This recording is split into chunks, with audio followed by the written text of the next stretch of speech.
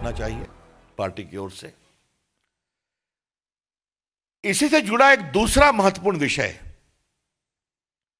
और यह बात हम बड़ी जिम्मेदारी से कहना चाहते हैं कि कोरोना एक बहुत बड़ा अभिशाप है, भारत ही नहीं दुनिया भर में। इसकी दवा जल्दी आ जाए, हम सब की कोशिश है, दुआ तो है ही है। और जिस तरह से भारत ने प्रधानमंत्री की अगुवाई में कोरोना के खिलाफ जंग लड़ी है, तो जहां लोग एफ्लिक्टेड हुए हैं तो रिकवरी रेट है 70% प्लस। इस बात को समझा जाए। और कोई भी मृत्यु होती है तो दुर्भाग्यपूर्ण है, लेकिन हमारा जो मृत्यु दर है वो भी तुलनात्मक दृष्टिकोण से बहुत कम है अगर आप पूरे मृत्यु दर को देखेंगे। राहुल गांधी ने एक पहले दिन से देश की एकता को कमजोर करने की कोशिश की है कोरोना के खिलाफ लड़ाई में। याद करिए, प्रधानमंत्री जी ने कहा था कि देश के doctor, nurses, paramedic staff, ambulance driver, सफाई कर्मचारी, पुलिस, मीडिया, इनके पक्ष में ताली बजाया जाए। याद होगा आपको, हेलीकॉप्टर से फूल बरसाए गए नर्सेज पर, डॉक्टर्स पर। राहुल गांधी ने मजाक बनाया उसका कि ताली बजाने से क्या होगा। और आज पूरी दुनिया डॉक्टरों के पक्ष में सम्मान से ताली बजा रही है, जिसकी शुरुआत प्रधानमंत्री जी ने की थी।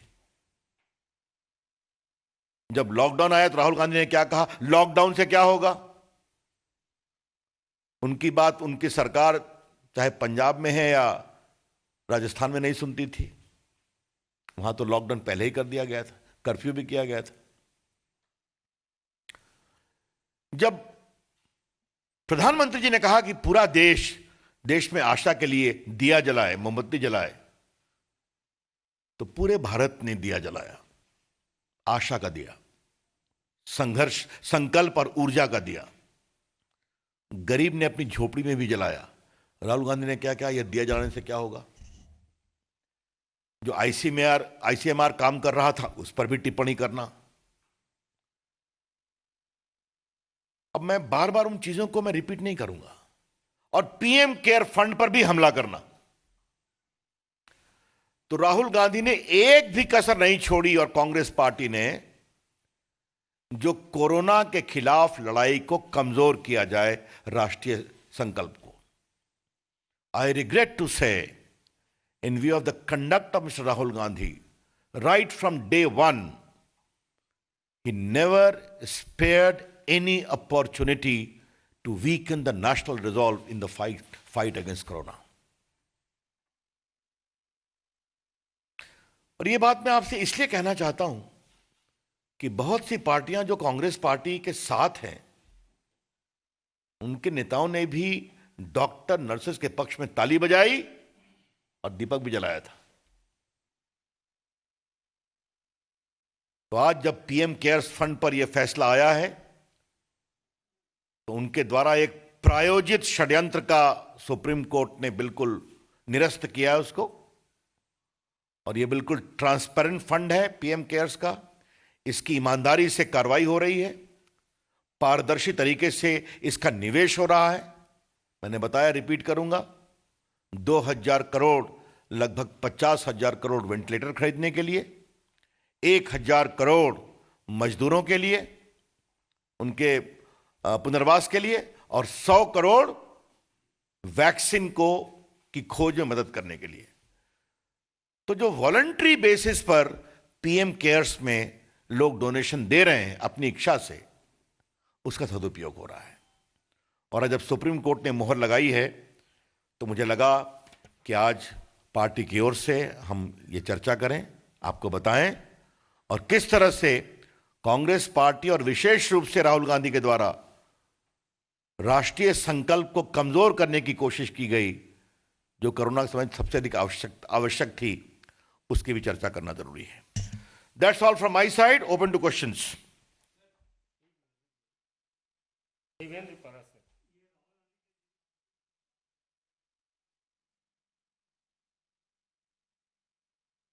Well, there you had Union Minister Ravi Shankar Prasad talking about how Rahul Gandhi has the country's fight against corona. He's always made fun of India's strategy against the pandemic. Rahul Gandhi and the Congress has weakened the government's fight against the pandemic, is what the minister just said.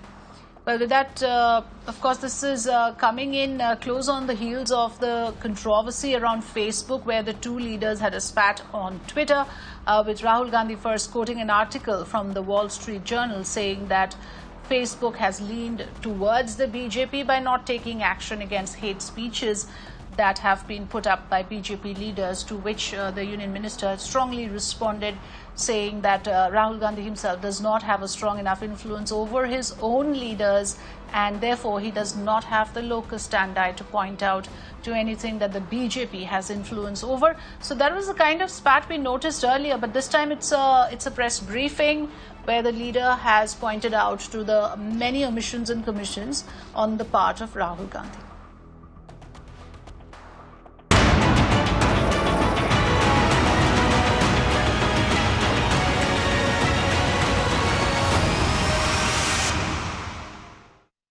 Let's update you with all the inputs that we are getting now on the monsoon mayhem. Let's start with Telangana, a state that has come under the direct impact of floods after torrential rains lashed across the state of Telangana. Incessant rains continue to lash several parts of the state, inundating the low-lying areas, with the water level in the Godavari River now crossing the third warning level. Warangal has been the worst affected district. Telangana Minister K.T. Ramarao conducted an aerial survey to review the flood situation. Visuals on your screen show the minister speaking to villagers after a road caved in this district.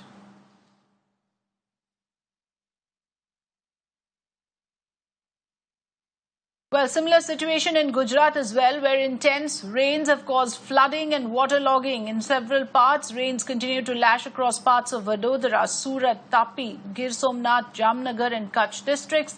7 people have been killed in rain-related incidents over the past 2 days. The Met Department has predicted heavy to very heavy rains at isolated places in different parts of the state during the next 3 days. The government has deployed 13 NDRF teams to deal with deluge-related incidents.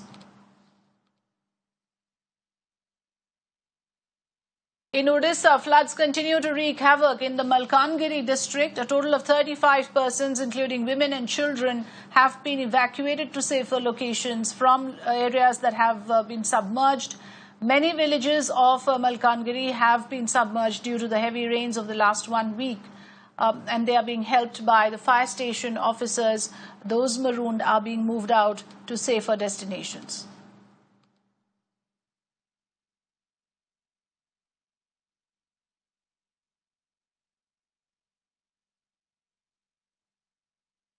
Well, meanwhile, flood situation in Karnataka remains grim. Flood-like situation resumed in several parts of northern Karnataka and in the districts bordering Maharashtra and the catchment areas of the Krishna Basin.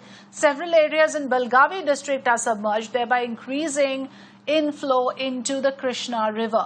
Low-lying areas, roads and bridges and crops are inundated in parts of Gadag, Bagalkot and Dharwad. Rain and flood-like situation persists in parts of Raichur and Yadgir districts. 12 districts have been affected since the flooding began on the 1st of August. 19 people have been killed so far, while over 4,000 houses damaged across Karnataka.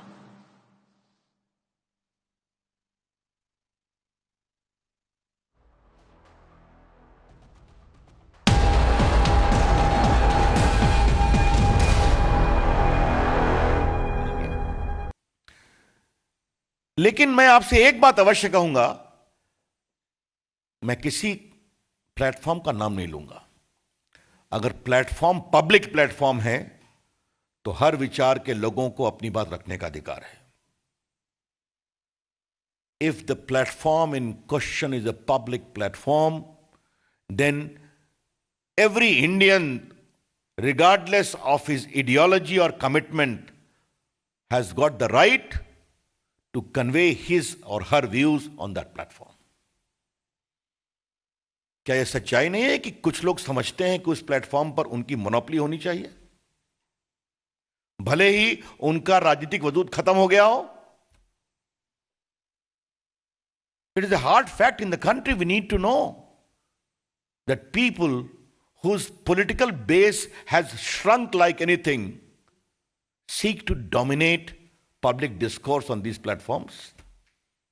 That is not right. जहां तक hate वगैरह की बात है, अब ये चर्चा का विषय है और मैं स्टैंडिंग कमेटी पर कुछ बात नहीं कहूंगा, क्योंकि वो पार्लियामेंट्री कमेटी है, उनका अपना तरीका काम करने का है, अपने नियमों के अनुसार वो काम करें। लेकिन अगर हेट स्पीच की बात है तो आज मैं पार्टी के प्लेटफॉर्म पर बैठा हूं तो दो उदाहरण देना चाहूंगा। सोनिया गांधी ने कहा था अब आर पार की लड़ाई होगी। ये हेट स्पीच है या नहीं? और राहुल गांधी ने दिल्ली में पब्लिक मीटिंग में कहा था कि देश के लोग प्रधानमंत्री को डंडे मारेंगे। ये हेट स्पीच है या नहीं है?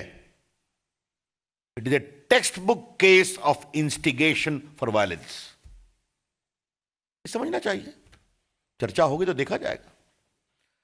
That's all from my side. हां, एक मिनट। राहुल गांधी जी ये समझते हैं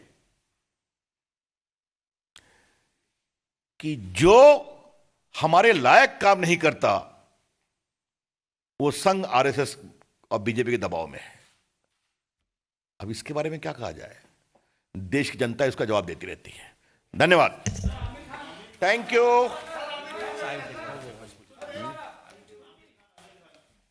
So Ravi Shankar Prasad, they're making several important points. He said that more than 700 pages were removed by Facebook after complaints. He also said that if the platform is a public platform, then every Indian has the right to convey his or her views on that platform.